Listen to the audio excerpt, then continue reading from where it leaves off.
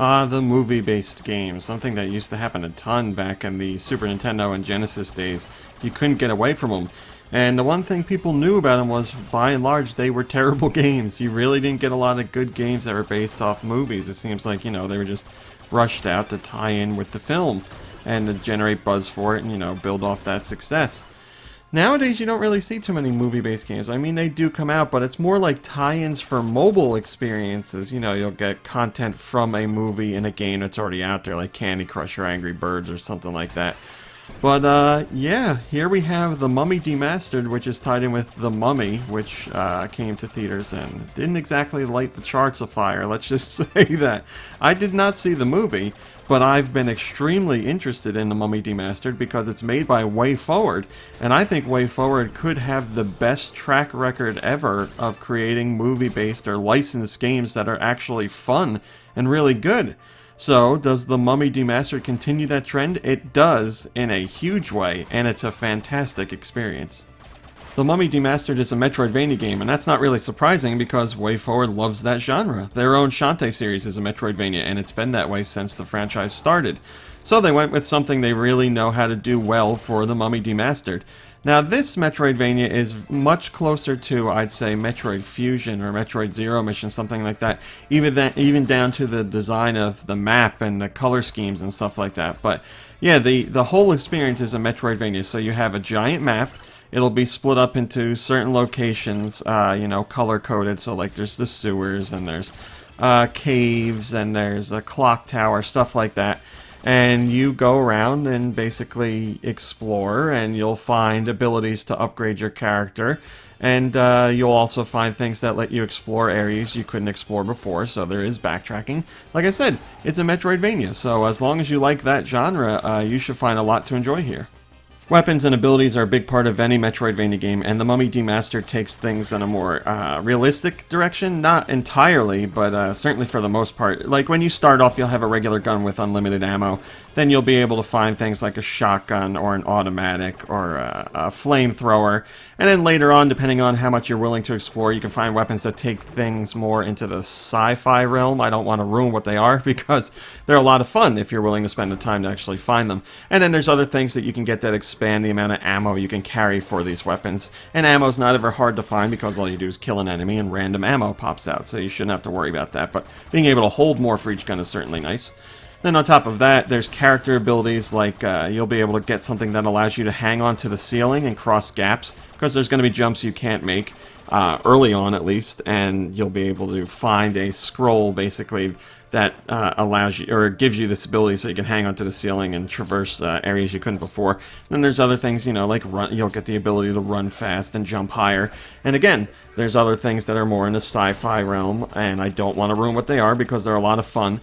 And in particular, there's some that pay tribute to specific Castlevania games. I'm not going to say which ones, but there was one in particular that I got that I couldn't believe was in the game, and it's pretty much exactly as it was in this other Castlevania game.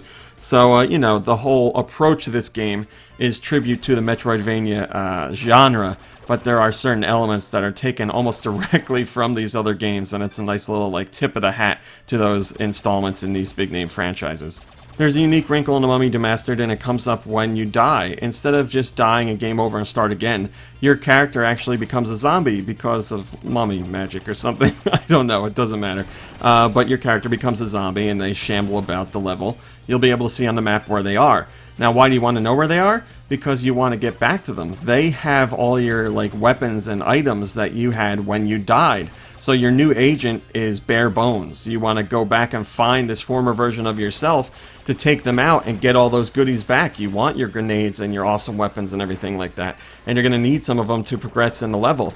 And when you do find this zombie version, it's going to be tough to fight because they use the things that you had. They just don't use a standard weapon, or they don't just stand around and let themselves get killed.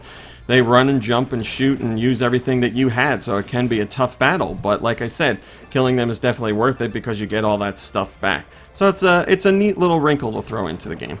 You're definitely going to want all those things back when you take on the bosses here, because there's quite a few boss battles, and these bosses are definitely bullet sponges. They take a while to take down. And in an homage to classic gaming, the bosses don't have a health meter, but they get more and more red as you're shooting them. So the redder they get, you're like, okay, I'm getting close to taking them out. I don't want to spoil what the bosses are. You saw in the trailer that there's a giant spider, so I will talk about that one. It crawls around the cave. It drops rocks on you. It throws out like this goop. It drops out little like bug babies that try and attack you. There's acid pits also that you have to dodge while you're playing. I wouldn't say the bosses are particularly hard. There's a couple challenging ones in there, but the thing is, they are lengthy battles. So you don't go in there for 30 seconds, shoot the boss, and it's over. You have to be in them for quite a while. So it's more of learning the combos and just keeping in step with that than, super challenging boss battles or anything like that. But they're fun. They are definitely fun, and there's some unique designs in there, again, that I don't want to spoil. So there's some fun stuff to see. I feel like with WayForward games, there's always two areas where you're going to get top-notch stuff, and that's visuals and soundtrack. And The Mummy Demastered, again, shows that WayForward really knocks this stuff out of the park. Now, visuals, obviously they're pixel art, so if you like that kind of thing, you're going to get something amazing here. The animations are silky smooth, everything's drawn really nice, and it's colorful, and the backgrounds are gorgeous. It's just a pleasure to look at. If you like that Super Nintendo style or that Genesis style, then that's what you're getting here, and it's, again, really well done, which is what I expect from the company. And then when it comes to soundtrack, dear Lord, is it so good. I need to have this on my iPhone to listen to. It's so amazing. The music fits the levels so... Oh, I shouldn't say levels. The music fits the areas so well. And it does such a unique job with each tune because, they're looping songs, but they really stick with you, and they do a really cool thing of meshing more realistic instruments with like a few tones that are like 8-bit or 16-bit tones, so something more chiptune. There'll be at least like one little chiptune element to a song in the background, and they float in and out, and each track has like a thumping beat to it. And it's spooky. There's like spooky undertones because it's the Mummy Demastered. So it's so good. I can't stress it enough. Like the soundtrack. I love the whole game. Don't get me wrong. I really do. I love the whole game. But I think the soundtrack might be my favorite part. I only have two nitpicky things to say about the Mummy Demastered, and my biggest one comes from the game's map. So you always have a map in a corner of the screen, but you can open that up to a bigger map. And exploration is pretty important in Metroidvania games, so there might be some points where you don't know where to go, or a point where you're looking for something hidden and you're trying to figure out where you've been and where there's other options to go to. Now, the way the map handles things, every portion of the map, like a hallway or a one-off room, whatever shape it may be, has 4 white lines around it. But normally, unless I'm going crazy, you'd play another Metroidvania game and the map would show you, it wouldn't show you a white line where there's an option where you can go. It would be an open part of that block. So you'd be like, oh, I can go up here because the map shows that there's an open portion above me. And this caused me to get really lost at one part because I couldn't find out how to get to a section, and it was because I missed something stupid. There is an entrance on the ceiling that I just didn't see. But when I looked at the map to analyze it, the map showed a solid white line, so I never thought to go there to look for an exit. And I just had to go through the entire map, like room by room, to find out where to go. And unfortunately, I started in the section that was furthest away from where the door was, so it took me a long time going through room by room through every section. And of course, it was the last section I went to. And I feel dumb. It was the door that I missed that was dumb. I should have seen it the first time I went through, but I didn't. And I would have been able to more easily spot it if the map was handled a little bit differently. Now, that's the only time the map caused me an issue, but it is something that I noted, and it added in a good amount of playtime for me. I want to say like an extra 40 minutes or something like that because I was lost and I couldn't find where to go.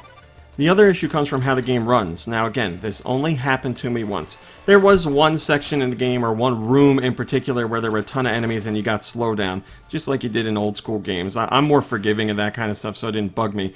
But at some point in the game, something happened, and I had been playing for quite some time. Something happened that the game just started to like drop a ton of frames, like a lot. I'd be running through a room, and it would, like, my character would skip ahead like at least 4 or 5 steps, and, you know, fighting enemies. I wouldn't even see the projectiles coming out or anything like that.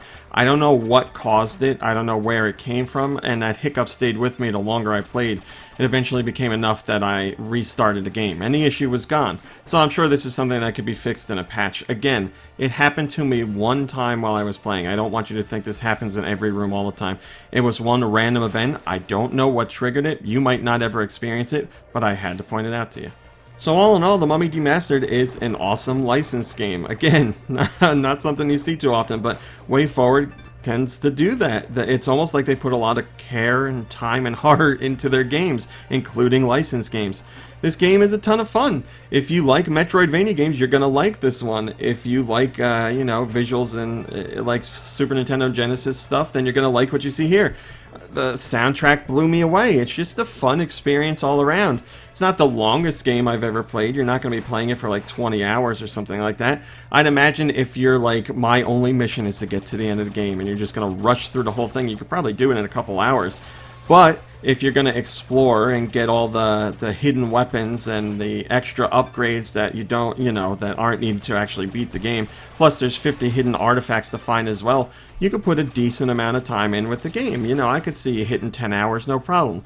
So there's stuff to do here. It's just, you know, don't rush through the experience. And let's say this, I didn't want the game to end. I was having a ton of fun with it. So I really enjoyed what I played. Hopefully there'll be a sequel. I mean, I know the movie didn't do too well, but hopefully the game does well enough to warrant another entry. So if you are a fan of Metroidvania, or if you're a fan of WayForward, there's plenty to enjoy here. I very wholeheartedly recommend this game. I think you're going to have a blast with it. Hey guys, RMC here from Go Nintendo. If you like what you saw in the video, why don't you give us a thumbs up and maybe even subscribe? We'd love to have you. If you want to see what else we're up to, you can check out GoNintendo.com for 24-hour Nintendo news. You can visit us on Facebook at Facebook.com/GoNintendo. You can check us out on Twitter at Twitter.com/GoNintendoTweet. And we're even over on Instagram at Instagram.com/GoNintendo. I put all the links in the description just to make it easier for you guys to follow. Thanks a lot.